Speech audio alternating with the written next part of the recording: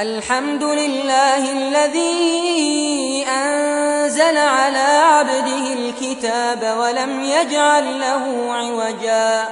قيما لينذر بأسا شديدا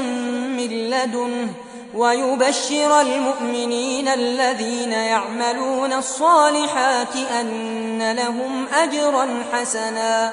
ماكثين فيه أبدا وينذر الذين قالوا اتخذ الله ولدا ما لهم به من علم ولا لآبائهم كبرت كلمة تخرج من أفواههم إن يقولون